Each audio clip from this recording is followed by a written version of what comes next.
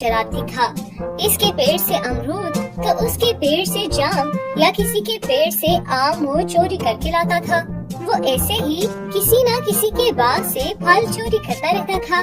टुन्ना जब बहुत छोटा था तब बिजली गिरने की वजह से उसके माता पिता की मृत्यु हो गई थी। तभी से टुन्ना अपने चाचा टुना, अपनी चाची टुनी और अपनी बहन टुनिया के साथ रहता था। टुनी के इस तरह के फल चोरी करने की वजह से सबने मिलकर उसके चाचा टुना से उसकी शिकायत लगा दी। उनमें से मैक्स ईगल बोला, देखो टुना, समझाओ अपने भतीजे को, मेरे पेड़ के सारे अमरूद इसने झूठे कर दिए, अब हम खाए क्या? तभी कौवा बोला, और मेरे पेड़ के भी सारे आम तोड़कर खुद खा लिए और बाकी बच्चों में भी बांट दिए, अब हम खाए क्या और हमारे बच्चे क्या खाए? तब पोपी कबूतर ने बोला, और मेरे गाँव की फसल पर खेलकर सारा फसल नष्ट कर दिया। ऐसा कब तक चलेगा टुना, समझाओ अपने भतीजे को। हाँ हाँ टुन्ना भाई, ऐसे नहीं चलेगा। ये कहते हुए सब एक साथ चिल्लाने लगते हैं। हाँ हाँ टुन्ना भाई, ऐसे नहीं चलेगा। तभी टुन्ना चाचा को बहुत गुस्सा आ जाता है और वे टुन्ना को बहुत ज्यादा मारने लग जाता है। हाँ हाँ, और मारो, जब देखो बदमाशी करते फिरता है, इसको देख देख कर मेरी बेटी भी बिगड़ गई है।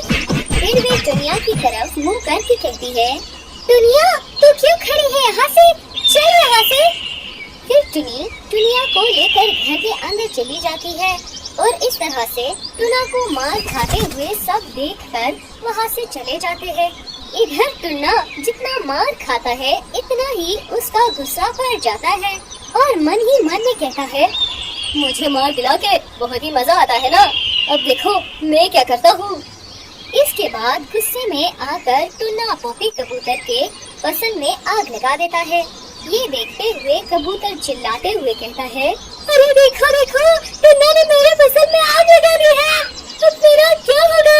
अरे ये कैसा अत्याचार है भाई, इस टुन्ना ने तो हमारा जीना ही आराम कर दिया है। अरे अब इसके उस चाचा से पूछ कर कुछ नहीं होने वाला, उसको तो सबक सिखाना ही पड़ेगा। तब निम्मी चिड़िया कहती है, हाँ हाँ, इसको तो अच्छे से सबक सिखाना पड़ेगा, इसकी तो अच्छे से दुआई करनी चाहिए। अब मेरा क्या होगा? तुम सब इस टुन्ना का कोई बंदोबस्त करो ना। हाँ, कुछ तो करना ही पड़ेगा। चलो हम सब उल्लू महाराज के पास चलते हैं, तभी इस टुन्ना का कोई हल निकलेगा।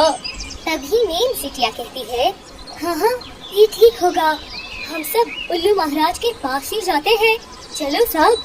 तब सभी उल्लू महाराज के पास गए और तभी बोबी सुकुन ने बोला, उल्लू महाराज जी, हमारा वे पक्षी टुन्ना बहुत ही बदमाश है, वह हर किसी के खेत से फल चुराता है, उसे खाता है और नष्ट भी करता है।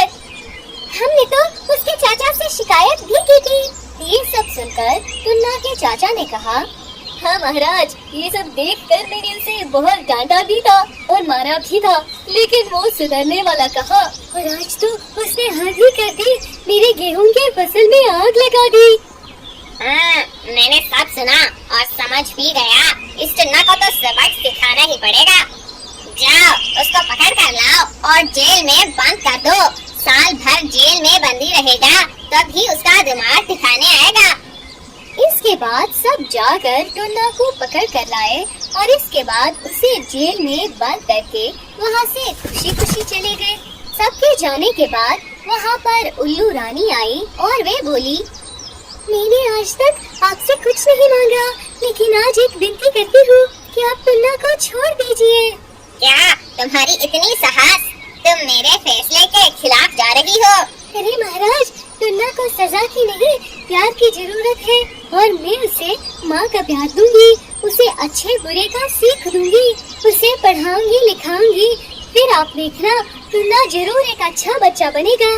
ठीक है, मैं तुम्हें 1 साल का समय देता हूँ, अगर 1 साल के अंदर अंदर तुम टुन्ना को ठीक कर पाई तो ठीक है, वरना टुन्ना के साथ साथ तुम्हें भी अंदर कर दूंगा। मुझे मंजूर है महाराज। ये सब बातें सुनकर टुन्ना खुद हैरान हो गया था, उसकी आंखों में आंसू आए और फिर वे बोला, अरे उल्लू रानी, अब सच में मुझे माँ का प्यार देगी, और अगर मैं ना सुधरा तो क्या आप सच में मेरे साथ जेल में बंदी रहेगी? हाँ टुन्ना, सच में। अरे आप कितनी अच्छी हो, मैं आपकी हर बात मानूंगा। फिर टुन्ना को उल्लू रानी ने जैसा जैसा बोला वो वैसा वैसा करता गया। उसने जैसे जैसे पढ़ाया वो वैसे वैसे पढ़ता गया और वो सब करता गया। फिर 1 साल के बाद वो एक सुंदर और सुशील पक्षी बन गया। सब उसका ये बदलाव देखकर हैरान हो गए और उसकी ये बदलाव देखकर उल्लू महाराज भी खुश हो गए और उसके बाद से सब मिलकर खुशी खुशी रहने लगे। फिर जंगल में खुखार गिद्ध का खौफ था। मासूम पक्षियों की जाने, उनके अंडे और कोई भी चीज जालिम गिद्ध से सुरक्षित नहीं थी। सब सवेरे जब गिद्ध अपने घर से निकलती तो तमाम परिंदों की दौड़े लग जाती थी। भागो भागो, जब तक दम है भाग लो, लेकिन रंगीले गिद्ध के चुंगल से नहीं बच सकोगे। तुम सब एक दिन मेरी खुराक बनोगे।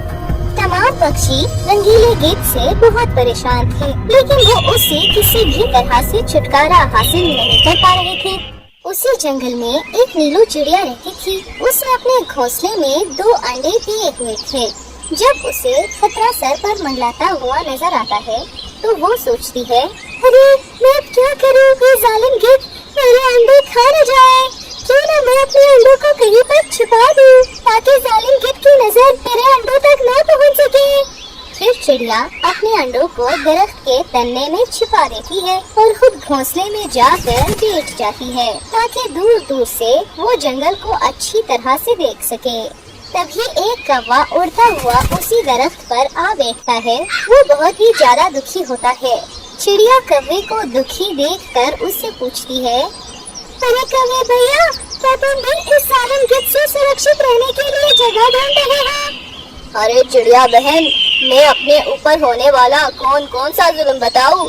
इस खूंखार गिद्ध ने तो मेरा पूरा परिवार ही उजाड़ डाला। एक दिन मेरी पत्नी बच्चों के लिए दाना ढूंढने के लिए निकली हुई थी। वो दाने की तलाश में इधर उधर फिर रही थी कि गिद्ध ने उसे अपना शिकार बना लिया। फिर मेरे बच्चों के लिए दाना लेने वाला कोई नहीं था। एक दिन मैं इनके लिए दाना लेने गया हुआ था कि मेरी गैर मौजूदगी में मेरे बच्चों पर हमला करके उन्हें अपना भोजन बनाकर खा गया। अब मैं अकेला रह गया हूँ, कोई भी इस जंगल में मेरा अपना नहीं है। अरे कभी भैया, मुझे ये सुनकर बहुत अफसोस हुआ और जालिम गिद्ध पर बहुत गुस्सा आ रहा है। तुम चिंता मत करो और मुझे अपना दोस्त समझो। तुम इसी दरख्त पर घोंसला बना लो, हम एक दूसरे का ख्याल रखेंगे। अरे चिड़िया बहन, तुम यहाँ अकेली रहती हो क्या? तुम्हारे कोई बच्चे नहीं हैं? कभी भैया, मेरे 2 अंडे हैं। मैंने गिद्ध के खौफ से उन्हें दरख्त के तने में छिपा दिया है। हाँ बहन, ये तुमने बहुत अच्छा किया है। कौवा घोंसला बनाकर वहाँ रहने लग जाता है। कुछ दिन ऐसे ही गुजर जाते हैं।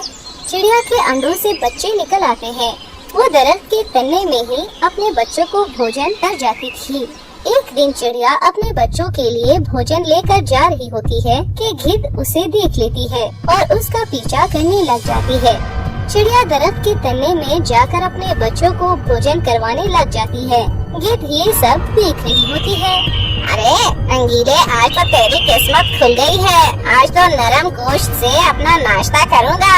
कितने दिनों के बाद ऐसा नाश्ता करने को मिलेगा। अच्छा बच्चों, अब तुमने भोजन कर लिया है, अब मैं चलती हूँ। कुछ देर बाद मैं वापस आऊंगी। चिड़िया जब दरख्त के तने से बाहर निकलती है तो सामने गिद्ध उसके इंतजार में बैठी होती है। गिद्ध को देखकर उसकी सांसें रुक जाती है। वो अपने डर पर काबू पाते हुए गुस्से में कहती है, ए जालिम गिद्ध, अगर तुम मेरे बच्चों को खाने के इरादे से आए हो तो ये तुम्हारी भूल है। मैं तुम्हें अपने बच्चों को हरगिज नहीं खाने दूंगी। चिड़िया की आवाज सुनकर कौवा वहाँ पर आ जाता है और इसके बच्चे भी तने से निकल कर आते हैं। गिद्ध की नजर चिड़िया के बच्चों पर होती है, लेकिन चिड़िया अपने बच्चों को बचाने के लिए खुद को गिद्ध के हवाले करने का फैसला कर लेती है और वे कौवे से कहती है, अरे कौवे भैया, तुम जल्दी करो, मेरे बच्चों को यहाँ से लेकर किसी सुरक्षित जगह पर ले जाओ। मैं इस जालिम गिद्ध का मुकाबला करती हूँ। चिड़िया बहन, इतनी बड़ी गिद्ध का मुकाबला करना बहुत मुश्किल है। तुम अपना ख्याल रखना। तुम अपने बच्चों की चिंता न करो, मैं उन्हें बहुत ही सुरक्षित जगह पर ले जाऊंगा। कौवा चिड़िया के बच्चों को लेकर चला जाता है।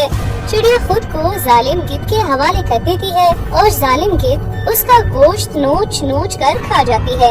चिड़िया को खाने के बाद गिद्ध गुस्से में कहती है, कहाँ तक भागोगे? इस सारे जंगल में मेरा ही कब्जा है।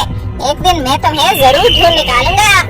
कौवा चिड़िया के बच्चों को सुरक्षित जगह पर ले जाता है, जहाँ कुछ दूसरे पक्षी भी मौजूद होते हैं। उनके रहने के लिए एक छोटा सा घर बनाता है। अरे कौवे अंकल, हमारी माँ कब तक आएगी? मुझे उसकी बहुत याद आ रही है। अरे हाँ कौवे अंकल, मुझे भी माँ की बहुत याद आ रही है। उसे जल्दी बुलाओ यहाँ पर। अरे बच्चों, तुम चिंता मत करो, तुम्हारी माँ बहुत जल्द ही यहाँ पर आ जाएगी। दूसरे पक्षी जब कौवे और चिड़िया के बच्चों को देखते हैं तो वो उनसे यहाँ आने की वजह दरियाफ्त करने लग जाते हैं। तुम कहाँ से आए हो और चिड़िया के बच्चे तुम्हारे साथ कैसे रह रहे हैं?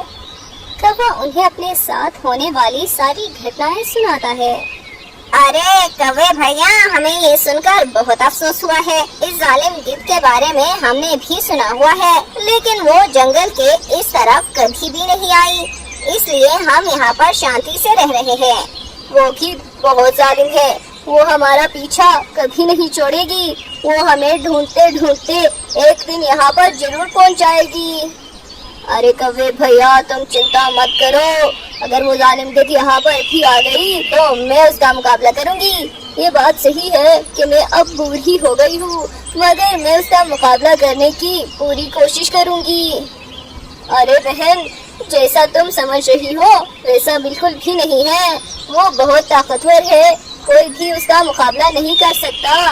अरे कौवे भैया, फिर हमें क्या करना होगा? हमें उसका मुकाबला करने के लिए कुछ सोचना पड़ेगा। मैं तुम्हें एक जगह बताता हूँ, तुम वहाँ जाकर नीलो चिड़िया की खबर लो कि वो किस हाल में है। बच्चे उसे बहुत याद कर रहे हैं। ठीक है, मैं आज रात ही जाकर उसका पता करता हूँ और सुबह होने से पहले पहले आ जाऊँगा। दिन को जाना खतरनाक साबित हो सकता है। जैसे ही रात होती है, दूसरे परिंदे सो जाते हैं और उल्लू अपने सफर पर रवाना हो जाता है। जब वो कौवे की बताई हुई जगह पर पहुंचता है तो वहाँ पर उसे कोई नजर नहीं आता। वो इधर उधर देखने लगता है कि अचानक से उसकी नजर जमीन पर पड़ती है तो उसे नीलू चिड़िया का सर पड़ा हुआ दिखाई देता है। वो बहुत ज्यादा परेशान हो जाता है और कहता है, अरे नीलो चिड़िया को तो गिद्ध ने मार डाला, अब इसके बच्चों का क्या होगा? मुझे ये बात जाकर कौवे को बतानी होगी। सुबह सवेरे जब उल्लू वापस आता है तो कौवा उसके इंतजार में बैठा होता है। चिड़िया के बच्चे भी कौवे के पास बैठे होते हैं। अरे उल्लू अंकल, अब हमारी माँ को लेकर क्यों नहीं आए? वो कब आएगी? अरे उल्लू भैया, तुम इतने परेशान क्यों लग रहे हो? नीलो चिड़िया के बारे में कुछ खबर मिली? उल्लू उदास होकर जवाब देता है, अरे मेरे भाई, इस जालिम गिद्ध ने नीलो चिड़िया को भी मार दिया है। अब वो कभी वापस नहीं आएगी। उल्लू की बात सुनकर चिड़िया के मासूम बच्चे रोने लग जाते हैं। तभी कौवा बोलता है, अरे मेरे बच्चों, तुम रो मत, मैं इस जालिम गिद्ध से तुम्हारी माँ का बदला जरूर लूँगा। अब इसे इसके अंजाम तक पहुँचाने का वक्त आ गया है। फिर शाम के वक्त कौवा आसपास के तमाम परिंदों को इकट्ठा करता है। सब परिंदे इकट्ठे हो जाते हैं। जी कौवे भैया, आपने हमें यहाँ पर क्यों बुलाया? हम तुम्हारी क्या मदद कर सकते हैं? अरे दोस्तों, अब वक्त आ गया है कि जालिम गिद्ध को इसके अंजाम तक पहुंचाया जाए, वरना वो एक एक करके सबको मार डालेगी। मेरे पास एक तरकीब है, क्या तुम सब मेरा साथ दोगे? हाँ मेरे भाई, हम तुम्हारे साथ हैं। तुम हमें बताओ कि किस तरह गिद्ध का खात्मा करना है। फिर कौवा अपनी तरकीब सब पक्षियों को बताता है। ये तरकीब बहुत अच्छी है, हम जरूर उसे मारने में कामयाब हो जाएंगे। इसके बाद वो अपने घरों में जाकर सो जाते हैं। सुबह के वक्त उल्लू अपने घर से निकलकर गिद्ध के घोंसले की तरफ चल पड़ता है। गिद्ध उसे देखकर खुश हो जाती है और कहती है, अरे आज तो शिकार खुद चलकर मेरे पास आया है। उल्लू गिद्ध की बात सुनकर कहता है, अरे तुम मुझे क्या मारोगी? मैंने तुम्हारा क्या बिगाड़ा है? मैं तो बस यहाँ से गुजर रहा था। तुम्हें मैं यहाँ से नहीं जाने दूंगी।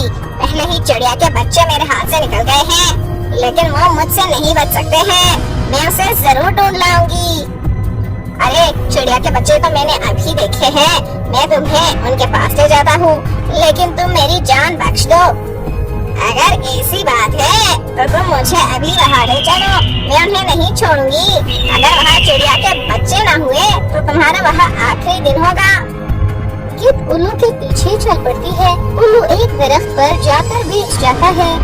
अरे कहाँ है चिड़िया के बच्चे? मुझे तो नजर नहीं आ रहे।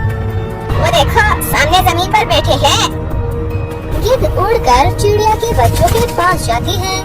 तुम मेरी माँ की काबिल हो, हम तुमसे बदला जरूर लेंगे, तुम अब बच नहीं सकते। अरे तुम मेरा क्या बिगाड़ सकते हो? खुद तो उड़ नहीं सकते और मुझे मारने की बातें कर रहे हो। जैसे ही गिद्ध उन पर हमला करने लगती है, पीछे एक दरख्त से कौवा अपने हाथ में खंजर लिए उड़ता हुआ आता है और गिद्ध पर वार करता है।